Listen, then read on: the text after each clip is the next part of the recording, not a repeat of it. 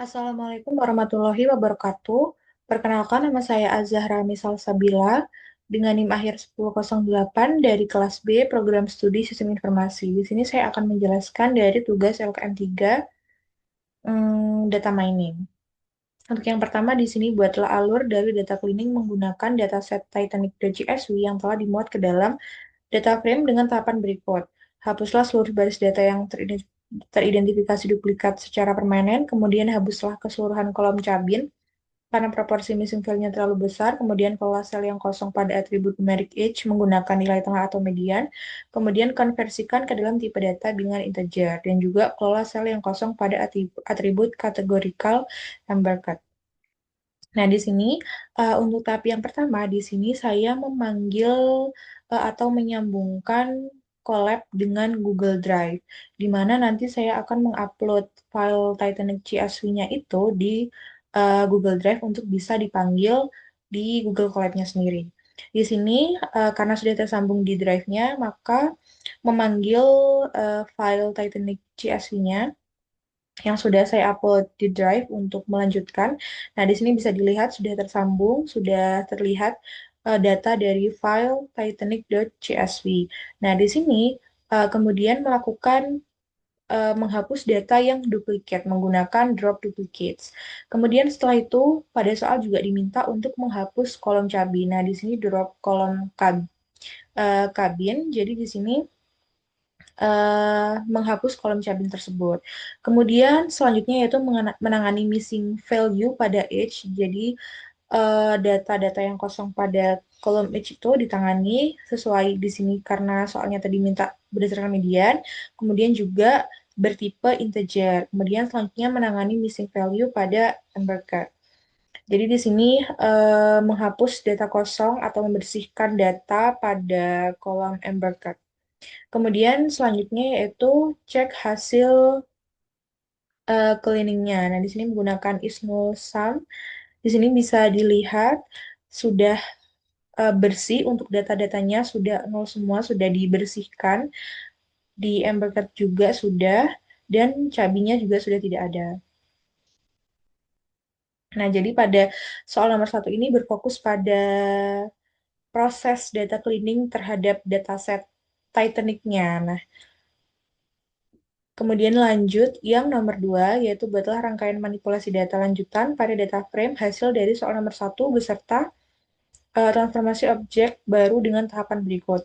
Lakukan modifikasi nilai atribut seks khusus baris indeks keempat dan keenam menjadi string dengan tulisan tes menggunakan indeks explicit log. Lakukan pembuktian hasil modifikasi tersebut dengan menampilkan baris data dari indeks keempat dan keenam menggunakan teknik slicing yaitu log. Susunlah sebuah dictionary dengan keys nama dan tarif yang nilainya diambil dari 5 data nama dari tarif yang teratas pada dataset. Kemudian lakukan transformasi dictionary tersebut menjadi data frame baru dan terapkan indeks eksplisit pada data frame tersebut sehingga hasil barisnya tidak menggunakan angka default, melainkan jadi bernama P1 hingga P5. Nah, di sini yang pertama itu kita memodifikasi dulu kolom seksnya, yaitu dari indeks keempat dan juga indeks keenam. Nah, di sini bisa dilihat kolom keempat dan keenam seksnya itu diganti menjadi tes. Kemudian di sini menampilkan hasilnya atau pembuktian slicing menggunakan log. Di sini bisa dilihat di kolom seksnya yang terakhir ini menjadi sama dengan tes.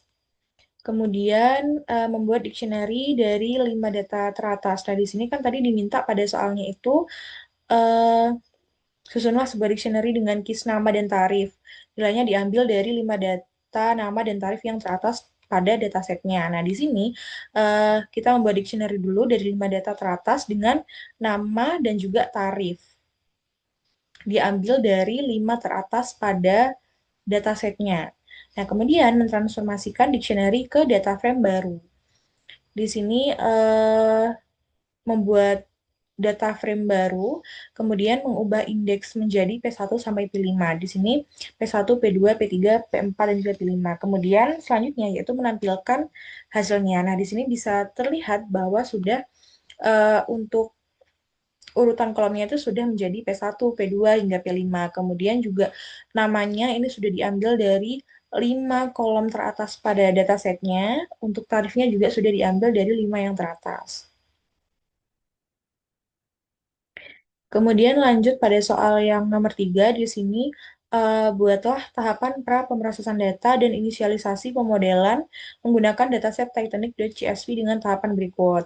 Diminta untuk melakukan pemuatan dataset ke data frame baru, kelola missing value pada age dengan nilai tengah median, kemudian ubah tipe menjadi integer, kemudian tentukan variabel x dan y menggunakan kolom p-class, age, and var sebagai fitur X dan kolom survive sebagai target. Kemudian lakukan pembagian data atau train test split menjadi data latih dan uji proporsi data uji sebesar 30% dan random state 42. Kemudian gunakan model season tree classifier dan latih model tersebut menggunakan data latih yang telah dipilih. Nah, di sini yang pertama mengimport library-nya dulu untuk train test split, kemudian juga mengimport library decision tree classifier, dan selanjutnya yaitu di sini diminta untuk di soalnya kan menangani missing value pada age. Di sini menangani missing value pada age. Kemudian selanjutnya yaitu menentukan fitur X dan juga target Y-nya. Nah, di sini untuk X-nya sendiri itu Pickless, Age, var, dan juga Y-nya itu survive. Train split-nya di sini 70% banding 30%.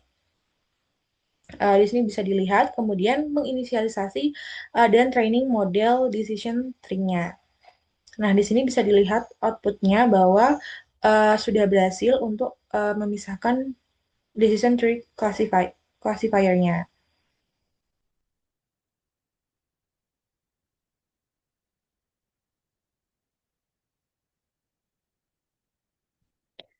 Kemudian lanjut yang nomor 4, buatlah evaluasi terhadap performa model yang telah dibuat dan dilatih pada soal 3 dengan tahapan yaitu melakukan prediksi keseluruhan terhadap data uji, X-test, kemudian tampilkan matriks evaluasi model tersebut menggunakan confusion matrix dan nilai akurasi atau akurasi skor, lakukan pengujian secara mandiri dengan membuat sebuah array data penumpang fiktif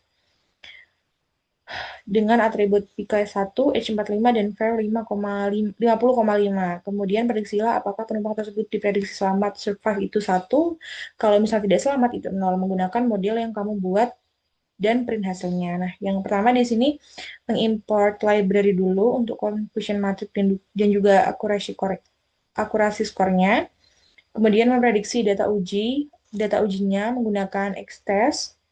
Dan juga selanjutnya di sini membuat confusion matrix dan juga mengetes akurasinya. Nah, di sini tampak hasilnya di sini akurasi skornya itu 6,75. Kemudian memprediksi data baru dengan manual testing. Nah, di sini menggunakan NumPy dan juga memasukkan 14550,5 yang diminta pada atribut p-class, age, dan juga var. Nah, kemudian di sini pada outputnya itu prediksinya 0. Nah, jadi berarti 0 itu tadi kan artinya tidak selamat, maka hasil prediksinya itu tidak selamat.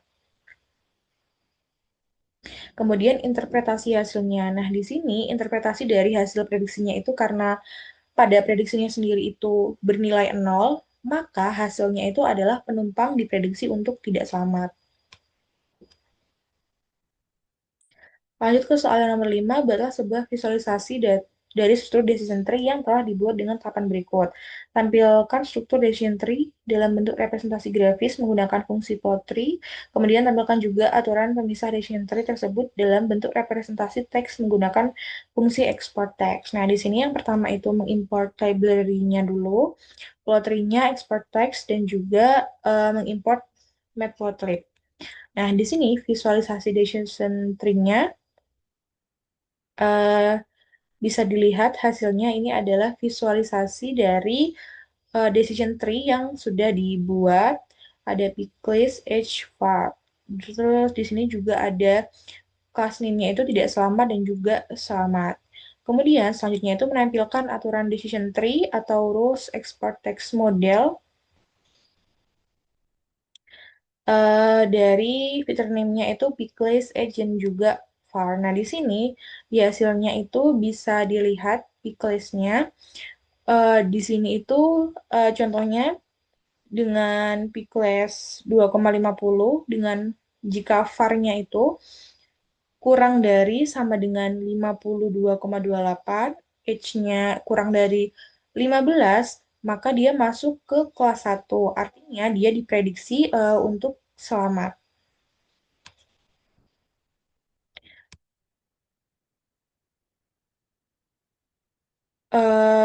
Kemudian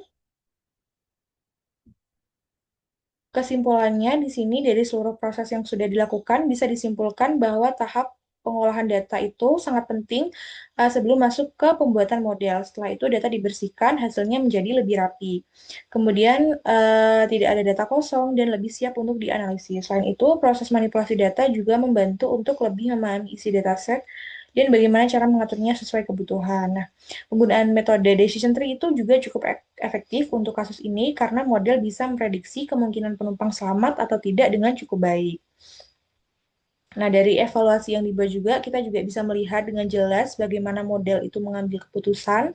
Jadi, secara keseluruhan, kalau data sudah diproses dengan baik dengan menggunakan metode seperti decision tree, maka hasilnya bisa cukup bagus dan juga mudah untuk dipahami. Mungkin sekian dari saya, kurang lebihnya mohon maaf. Wassalamualaikum warahmatullahi wabarakatuh.